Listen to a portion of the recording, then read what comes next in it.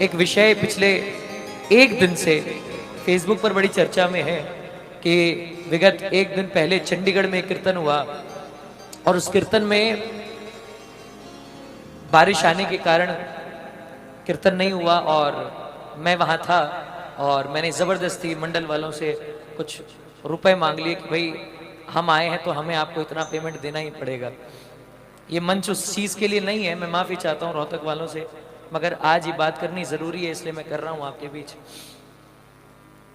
पैसे का लालच ना पहले था ना आज है न कल रहेगा। आज इस भरे दरबार में बाबा शाम को साक्षी मानकर, उसकी जोत को साक्षी मानकर ये बात कहना चाहता हूँ कि उस मंडल से मैंने 1 रुपया भी नहीं लिया है, 1 रुपया भी नहीं लिया है।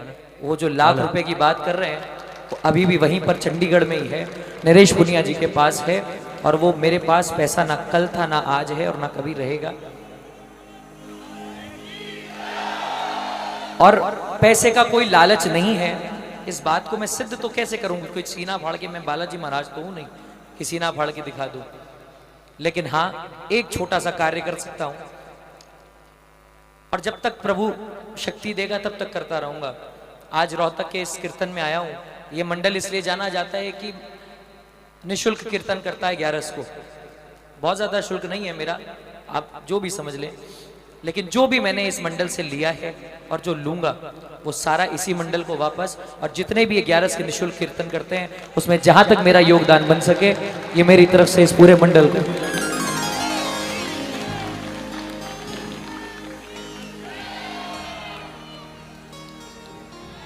आगे भी कभी मैं इस मंच के माध्यम से नहीं मैं हकदारी नहीं हूं इसका, नहीं और रोना इसलिए नहीं चाहता, मन कर रहा है क्योंकि आज धमकी भरे फोन भी आए हैं, कुछ लोगों ने मारने की धमकी भी दी है जान से।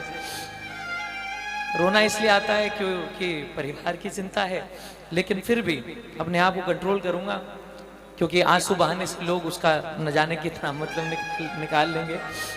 मगर बस एक बात कहूंगा, हम कलाकार हैं और किसी चीज का चेहरा नहीं होता ना तो उस चीज को गाली देने में मजा नहीं आता।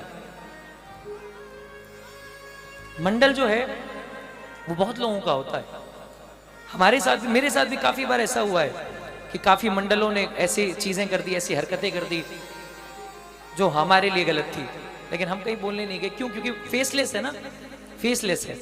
आप किसी एक चेहरे को गाली नहीं दे सकते, बहुत सारे चेहरे हैं और यहां पर कलाकार एक हो जाता है, चेहरा है तो आप टारगेट बना लो, क्या दिक्कत है? लेकिन फिर भी कहूंगा सब लोग गलत नहीं है और मेरे लिए तो कोई गलत नहीं है साहब, सारे अच्छे हैं। हाथ जोड़कर माफी मांगता हूं अगर चंडीगढ़ के किसी भी प्रेमी को मेरी वजह से दुख पहुंचा हो। फिर भी कहूंगा इस अग्नि को साक्षी मानकर, इस जोत को साक्षी मानकर, हमारे बाबा शाम को साक्षी मानकर कह रहा हूं, ना उनका 1 रुपया कल मेरे पास था, ना आज मेरे पास है, ना कल मेरे पास होगा। वो पैसे चंडीगढ़ में ही पड़े हैं और उन्हीं के पास पड़े हैं। जो बदतमीजियां मेरे साथ उस दिन हुई बंद कमरे में वो तो मैं क्या ही बयां करूं। मिडलमैन जो बीच में एक माध्यम था, एक श्याम प्रेमी वहां पर था जिसने हम सबको बुक किया था, मुझे भी, नरेश पुनिया जी को भी, सबको भी। उनको ये कहा गया कि जहां से लाए हो वहीं भेज दो, हमारा कीर्तन नहीं हुआ। लेकिन फिर भी वो उस बंदे की भी दाद की बात है कि उसने एक जुबान नहीं खोली, कुछ नहीं खोला, वो हमारे साथ खड़ा रहा। लेकिन कोई बात नहीं, ना मंडल दोषी है ना कोई दोषी है, कोई भी दोषी नहीं है, समय दोषी है। समय खराब था तो मेरा भी नाम खराब हुआ और मंडल को भी आहत हुआ, चंडीगढ़ के लोगों को भी तकलीफ हुई।